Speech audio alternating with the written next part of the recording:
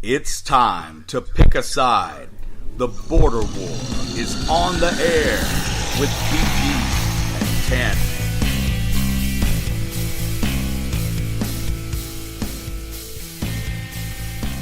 Hey gang, and welcome into the Border War Quick Takes edition. I am the TanMan.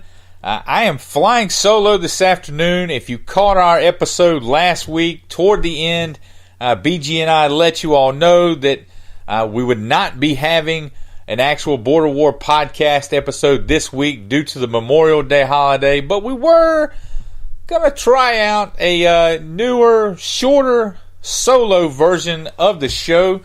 And so that's what we've done today. I'm the TanMan, flying solo. BG not in the studio today. As we sit here, it is almost 5 o'clock as I'm recording this on May 31st. Your ACC baseball champion North Carolina Tar Heels are tied at 4 in the bottom of the 7th against UNC Wilmington. Yes, I know. Hopefully they'll do better than they did a few years ago when Davidson came into town and beat the brakes off of them. But the Clemson Tigers are ahead in their regional, I think, in Oxford, Mississippi, against Illinois. And the South Carolina Gamecocks baseball team has been sent home for the year. Yes, BG, when you listen to this, that was for you. I wanted to let you know I was thinking about you. In case you have been under a rock the last few weeks, big news out of Charlotte this week. It's a topic that has been very popular around some of the sports talk world. We've talked about it several times on this show. Kemba Walker, he was just named to the All-NBA third team. Not a huge surprise. But what that does for the Hornets is it brings a different dynamic into play, because the conversation was always, before last week, it was, well, do you pay Kemba Walker? If you ask 10 people who followed the sport and followed the team, you would say, 5 would say, yes, you pay him. You could find 5 that said, no, don't pay him.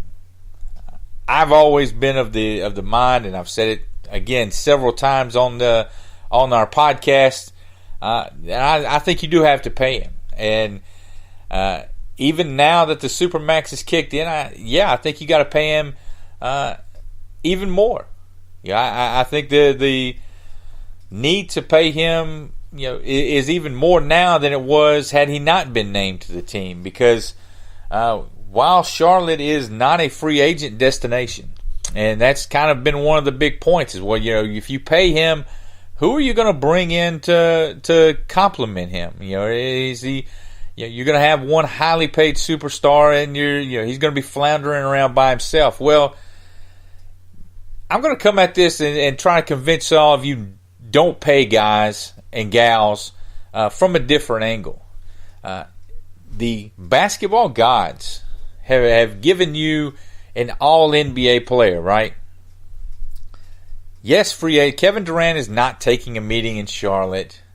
LeBron James is not going to take a meeting in Charlotte. No, look, it is what it is, and part of being successful and forging a successful path is knowing who you are. And as a Hornets fan, as Charlotte Hornets fan, I think you have to realize, look, we're never going to get in on those type of free agents. I think I saw the other day where of the cities that have an NBA team, I think as media market size, Charlotte was only ahead of Memphis and New Orleans. Just happened to be the 1-2 picks in this draft. Just an interesting tidbit. So the media market in Charlotte is what it is. That none of that's going to change, right? But right now, you have an All-NBA player. You have him. He's yours.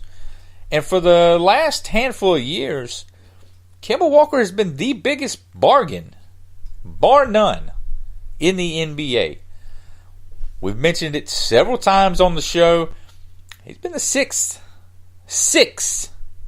highest paid player on the team. And so think about this. You have a league full of players going to hit the free agent market this season, next season. The top of the top guys, the 1% guys, cross them off the list. They're not coming. But then you get down to that next tier, right? They look around. They're trying to find a good situation. Maybe they take a glance at Charlotte. And they see that the Charlotte Hornets have told Kemba Walker, it's a little too rich for our blood. Well, we don't really want to pay that kind of money. We'll spend money, but we don't want to pay that kind of money. This guy is, like I said, he's been the biggest bargain in the league for years now. And the minute it comes time to take care of him, you go, no thank you. No thank you. We'll pass. Is that a situation that you think other free agents are going to want to come into? Maybe a guy, maybe his career hasn't gone the way he planned on his first stop. Take Jeremy Lamb, for instance. Guy comes in and he just needs a fresh start. We know he can play. Maybe he just needs a fresh start. Maybe he needs some more minutes. Looking for a place where he can come in and really show off his game. Is he going to come here? Is he going to come to Charlotte knowing that, if he does, if he exceeds that level, somebody like old Victor Oladipo in Indiana, if he hits that level that Charlotte is just going to say, nah. It's a bad look, guys. It's a terrible look. If you don't want to pay, you're not paying Kemba Walker is a terrible look. The second prong of my argument to you is this, all right? Let's say you do give him the deal. You give him the Supermaxes. Maybe he takes less. I don't know. Maybe you bring him in. I think you got to offer him the deal. If he says no to the deal, if he offers to take less, that's fantastic. But Charlotte's got to start there. Slide a blank piece of paper across the table and say, hey, you name the number, Kemba. Name the number. And if he takes all of his money, which he has rightfully earned, hands down, no question about it, if anybody in the league has earned his money, it's been Kemba Walker. So let's say he takes all of his money, right? All right. He just turned 29 years old. He takes his money at the end of the contract. He opts into the last year, stays the whole deal. He will have just turned 33. And you're done. He will have just turned 33 years old, and this big Supermax contract is off the books. Yeah, if nothing happens, then you walk away. Chris Paul is going to be 36 years old when his contract in Houston. Houston is going to be paying a 36-year-old Chris Paul $44 million. Now, the rumor is that the Rockets are basically making everybody but James Harden available in a trade, Chris Paul included. Saw an article the other day where the first name, the top team on the list was, you guessed it, the Charlotte Hornets. Now, you tell me what sense that makes to go, to be on the fence about trading Kemba Walker, but you'll trade, about paying Kemba Walker, but you'll trade for Chris Paul in that contract. You've got to be insane. At 33 years old, you could walk away from Kemba Walker, and you will have kept your guy. You will have kept Mr. Hornet, as I've called him a few times, through the prime of his career, and you're not stuck paying $44 million to a guy who's 36, like the Rockets are going to do with Chris Paul. All right. The other side of that is you sign the deal, and a couple years down the road, maybe you can't recruit anybody else. Maybe you can't get any of those middle of the road free agents, those impact free agent guys to come. Okay. You don't think that there's a contender out there who would be in the market for a player like Kemba Walker? Yeah, it's a big number. But he's only, at that point, let's say you're paying for the 2 years and halfway through the deal, it's time to move on. He's 31 years old, guys. He'd be 31 years old. I'm fairly certain that you could move that. You could send Kemba Walker to a contender at that point and get out of the deal altogether. Thirdly, the argument against paying Kemba Walker is, look, you've got Michael Kidd-Gilchrist. He's going to opt into $13 million next year. Marvin Williams is going to opt into $15 million. You got Bismack Biyombo on the hook for $17, and Nick Batum on the hook for $25 plus. And go, how can we pay Kemba Walker? There's no money. Our money is tied up in these guys. Like, that's 1 year. That's 1 year. You got bad books for 1 year because in 2021, Cody Zeller's opting in. He's going to opt into the final year of that deal at 15.4. Of course, Batum is going to opt in at 27. He'll never make. He probably won't make $27 million the rest of his career.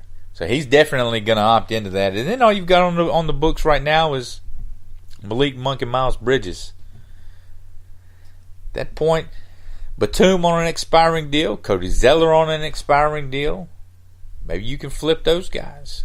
They're good role players. They're just not worth that kind of money. But maybe you can flip those guys for some assets, for some help for Kemba Walker. Maybe a team's looking to take on some salary to free up some space down the road. I don't know. Maybe you just wait those two out. I don't know. But the point is, you're gonna run this group back. You're gonna run back next year with the same disappointing group you've had the last few years, minus Jeremy Lamb. Lamb is a whole different discussion. I see no way that you bring him back regardless of what happens here.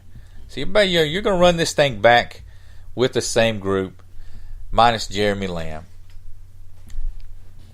Okay, you got bad books for a year. That's it. A year. So you're going to let an all-NBA player in the prime of his career, you're just going to let him walk away because you've got some bad contracts for a year. That is the most Charlotte Hornet thing that I've ever heard in my life. All right? Go down the list of some of these draft picks. And I love the people who go, let him walk. We need to rebuild with young guys. Get some draft picks for some of these. Okay, let's just humor me for a minute. We'll go back and look at some of these draft picks. And I'm not talking about the guy that was drafted halfway through I'm not talking about like the Draymond Greens or the Danny Greens that the entire league passed on once over, okay? Last year, all right, they drafted Gilgeous-Alexander, flipped him for Miles Bridges. Right now, the jury's still out on that one because Miles Bridges had some nice spots.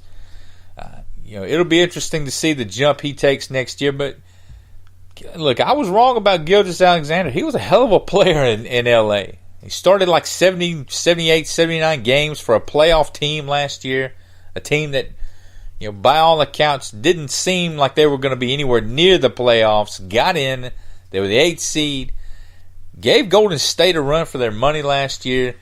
Maybe that one turns out to be a good deal for both sides. But after that, it has been, I don't want to say disaster on all fronts, but the drafting has not been good. Hey, let's just be blunt about it. It's not been good. In 2017, you took Malik Monk at 11.